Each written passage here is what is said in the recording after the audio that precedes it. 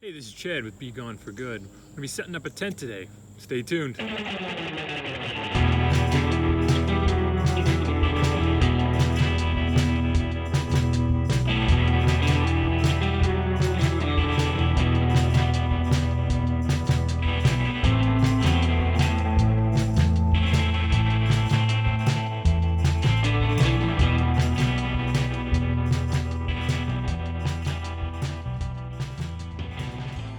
Today we're going to be setting up the Vuz Moto Tent, V-U-Z Moto Tent.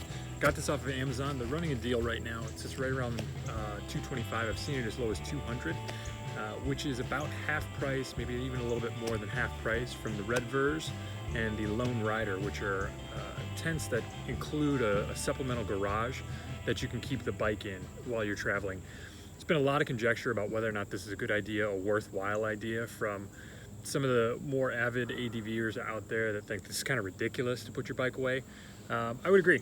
I think it is probably a little bit ridiculous, but I tend to do a lot of really ridiculous things when I travel. So this is something that appealed to me. Even if you don't keep the bike in the garage portion of the tent, it seems like it might still have its advantages in being able to store gear, being able to stand up while you change or get dressed or whatever other things you might be doing while you're in that garage.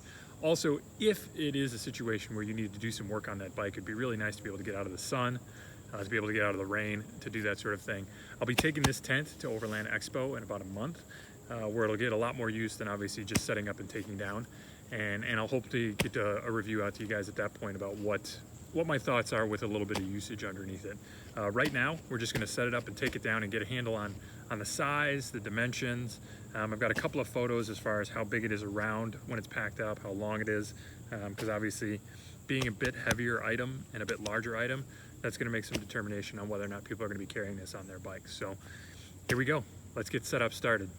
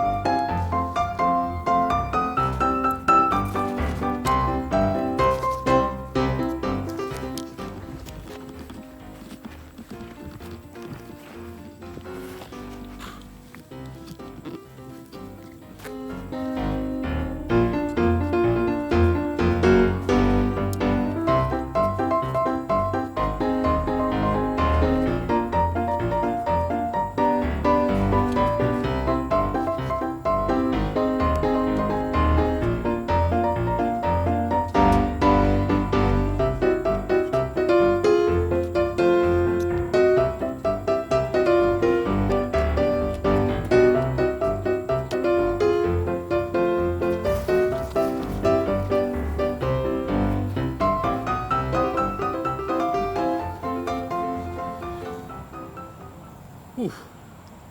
All right, that took about 20 minutes for the first time.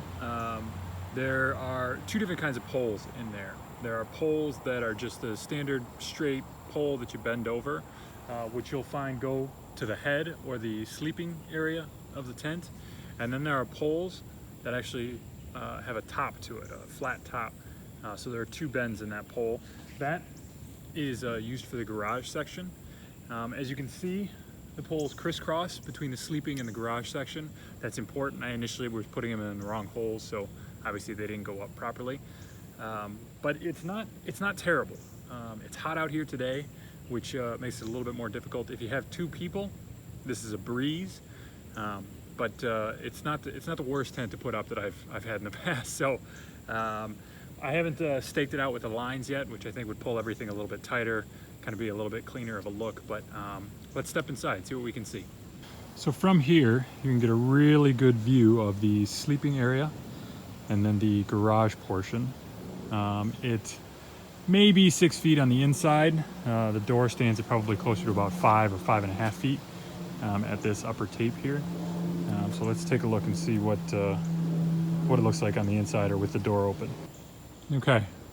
With the door open, you can see there's actually quite a bit of space in there for the bike before you get over to the sleeping compartment.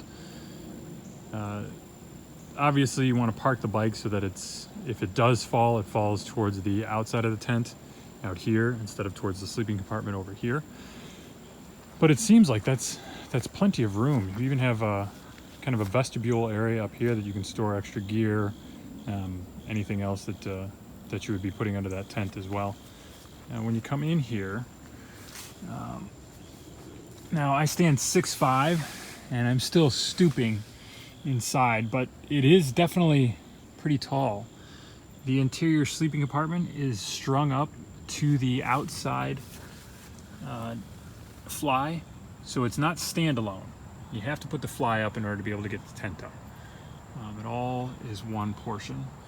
You've got a bathtub bottom on here. Looks like just kind of standard tent material. Should be nice and thick. Maybe be able to put a ground sheet down here. There are areas where you can stake down this interior portion as well, make it a little bit more stable. But looks like a pretty standard tent on the inside. Nothing really remarkable about this portion. It is big. I'll tell you, that's a 2, maybe 3, 4 if you got kids with you.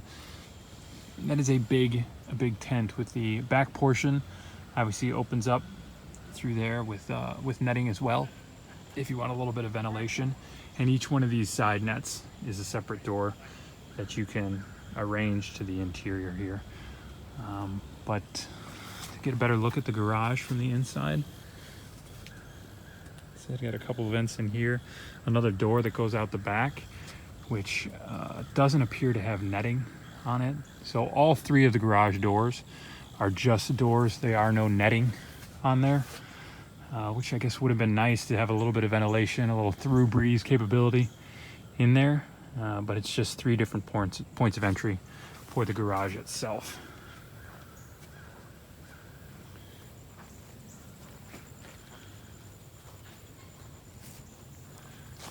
Walk around. So that's a really big door on this end. A lot of fabric there.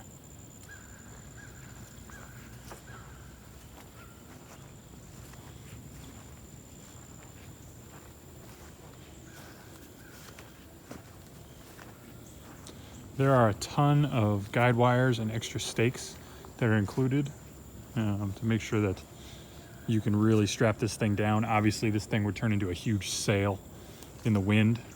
So if you are in a windy or I guess kind of an arid environment, you're going to want to be able to stake this thing down pretty well, because it will catch wind easily with that garage section. Just a huge balloon. So you've got another door here that leads to the living compartment. Let's open this one up. These are nice, actually really thick zippers. These are, I mean, I guess obviously when you're talking about a moto tent, you're not necessarily looking at a backpacking tent anymore, so you can kind of get rid of some of the idea that you're going to be worried about weight. So you got, I guess that's a really nice feature to have, not just straight netting, so you can still keep some privacy while also getting some air. That's a nice added feature. And even this side, on this vestibule, this sits a little bit more like a regular tent, so you could even put boots and other gear out here and keep it out of the rain, and even away from the bike if you wanted to have it on this side of the tent as well. Okay, I've opened it up so the garage is completely open all the way through. You can get a good view of that pass-through, just how much room you have in there. That would easily fit a bike with wide bars and panniers and everything. The one issue you might have is height. You might have to crouch down to get the bike in. Maybe if you got a super high screen, that might be an issue, but I'm guessing you can probably pop that portion up and over it pretty easily as you ride in. I'm really impressed with how large that gate is. It shouldn't be difficult to hit that spot and be able to park your bike reliably in there. As far as the quality of the materials, this feels as good, if not better, than previous tents that I've been in. As far as the toughness of the material, it's probably a little bit heavier weight than a lot of the backpacking tents that we're used to. So you are going to lose a little bit of your weight savings. with a tent like this, but it also seems really, really tough. I'm not worried about this ripping. The zippers are a lot stronger, as I had mentioned, than the zippers on backpacking tents. So I think they're gonna hold up, probably aren't gonna catch as much fabric in there. The tent poles even feel pretty strong, which I was impressed with because I put them in the wrong place and had them bent over more than they should have been. We've got this really nice green color. I know online it reads almost kind of like a lime green, but it's a little bit more subdued in real life. Fits in well with the environment. The gray obviously is not natural, but it's not obnoxious the way that it looks online. It's a nice look, and I'm a big fan. I look forward to being able to spend the night in here. I'll be taking this again, as I had mentioned, to Overland Expo at the beginning of November. So the night should be pretty cool up there. I know one of the main questions about this tent is how it breathes, especially in the heat, because you don't have the opportunity to let wind go across it unless you leave the garage open, which I guess is a viable option. I don't know why you wouldn't do that if you needed air, but I probably won't be running into that. The other issue that people have brought up that may be a problem is because the fly is so large that you might not be able to get heat into the sleeping compartment or hold heat in the sleeping compartment as well as you'd want on a cold night. I will let you know I am very susceptible to cold, so if I get chilly in there, you'll know that at least the basics of cold are covered. Maybe you guys that are a little bit tougher and don't mind the cold won't bother you, but if it gets me, it's maybe your children will have an issue with it. So that's the Vuz Moto Tent all set up. Let's see what Takedown looks like.